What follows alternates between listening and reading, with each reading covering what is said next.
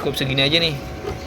Jadi nggak boleh sampai ke atas. Kalau ke atas ikannya pasti bakalan lompat guys. Tuh kayak gini tuh.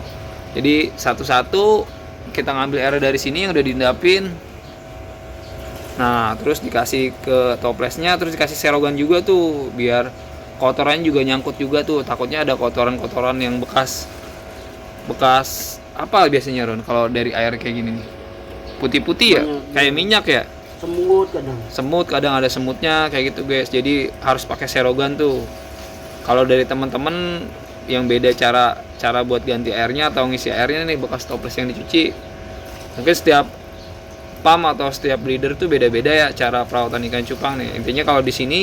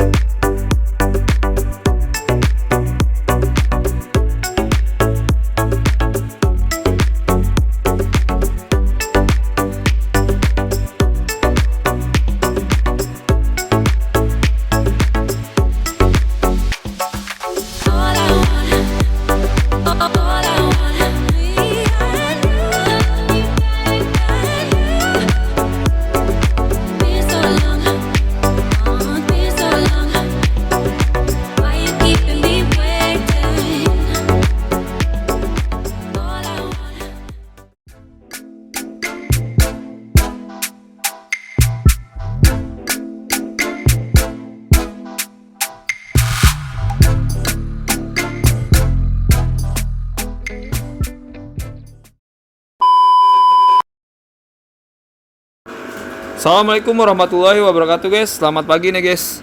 Pagi ini kita mau ganti ikan kita salin ikan kita sama toples yang baru kita cuci. Dan kita kasih ketapang sama garam nih guys nih. Kenapa kita kasih garam? Yang pasti garam itu manfaatnya buat ikan cupang banyak nih. Salah satunya membunuh bakteri ya. Iya. Membunuh bakteri yang jahat nih buat ikan cupangnya nih. Biasanya bakteri yang jahat mati sama garam kalau dari pengalaman. Bukan itu aja sih, intinya sih airnya jadi mengandung mineral yang lumayan banyak nih dari garam, terutama garam blosok nih. Jadi dikasihin garam sedikit terus dikasih ketapang ya. Terus kenapa harus pakai ketapang? Karena ketapang itu yang pasti itu bagus untuk ikan nih, terutama untuk pH airnya jadi lebih stabil kalau pakai air ketapang tuh. Cuma ada syaratnya juga, ketika ketapang kita jangan terlalu lama juga. Jadi waktunya nggak boleh lebih dari seminggu kalau dari pengalaman saya. Kalau dari pengalaman teman-teman boleh komen-komen di deskripsi, komen-komen di kolom komentar nih. Kira-kira aman nggak kalau pakai air ketapang lebih dari seminggu? Jadi kalau dari pengalaman saya sih nggak boleh lebih dari seminggu, karena kalau lebih dari seminggu itu ikannya pasti bakalan kuncup atau trouble, ada yang masalah lain, mulai dari kedokannya kebuka atau bisa dari ada sickness juga. Itu dari pengalaman saya. Jadi kalau kualitas air juga harus dijaga juga guys tuh. Terus ini juga airnya juga harus sudah disiapin nih. Biasanya airnya udah diendepin terus dikasih aerator ya. Nah dikasih filtrasi juga aerator nih. Intinya kenapa? Biar airnya tuh lebih terjaga lagi ya kondisinya ya. Jadi kalau misalnya air sumur juga harus diendepin juga. Jadi nggak boleh langsung dikasih ke ikannya. Nah ini untuk takarannya segini, kita kasih air di toples ini tuh, jadi nggak boleh penuh. Jadi cukup segini aja nih tuh, biasanya tuh cukup segini aja nih. Jadi nggak boleh sampai ke atas. Kalau ke atas ikannya pasti bakalan lompat guys. Tuh kayak gini tuh. Jadi satu-satu kita ngambil air dari sini yang udah diendapin. Nah terus dikasih ke toplesnya, terus dikasih serogan juga tuh, biar kotorannya juga nyangkut juga tuh. Takutnya ada kotoran-kotoran yang bekas apa biasanya Ron kalau dari air kayak gini nih, putih-putih ya, kayak minyak ya, semut kadang ada semutnya kayak gitu guys. Jadi harus pakai serogan tuh. Kalau dari teman-teman yang beda cara buat ganti airnya atau ngisi airnya nih bekas toples yang dicuci, mungkin setiap pump atau setiap bleeder tuh beda-beda ya cara perawatan ikan cupang nih. Intinya kalau di sini cara perawatannya kayak gini guys tuh. Jadi setiap setiap breeder, setiap pump itu beda-beda caranya untuk treatment ikan sendiri-sendiri nih guys tuh. Nah, kayak gitu guys. Terus kalau kayak gini biasanya nanti dikasih ikannya langsung ditaruh apa di ini dulu juga Ron? Kalau dari pengalaman Ron ini? Langsung ditaruh ya? Nggak diaklamasi dulu ya? Soalnya pH airnya hampir sama sih sama yang lama juga.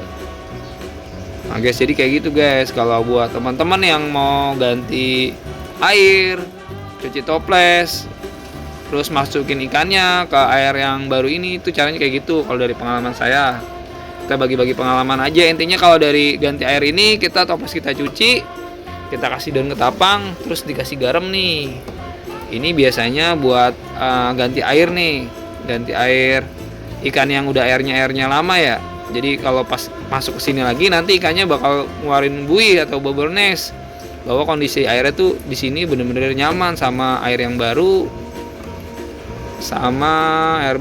sama pokoknya intinya dari air yang baru ini bakalan nyaman nanti dia.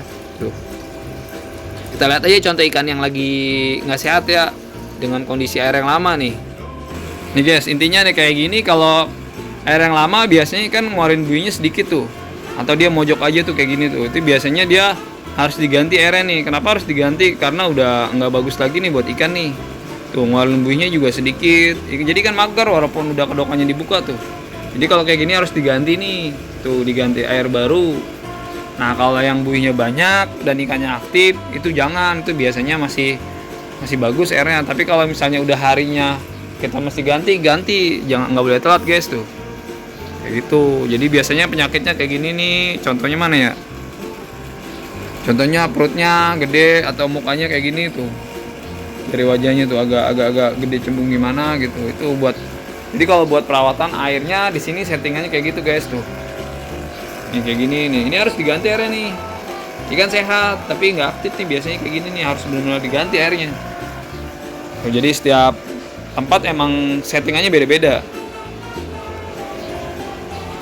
Nah ini biasanya berapa lama Lon buat ganti air ini? Seminggu sekali ya? Nah seminggu sekali, di sini settingannya seminggu sekali tuh. Paling sampai situ aja guys ya untuk update pump kitanya nih yang lagi ganti air nih.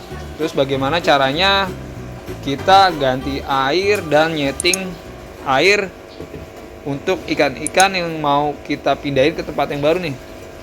Kita tutup aja ya. Assalamualaikum warahmatullahi wabarakatuh.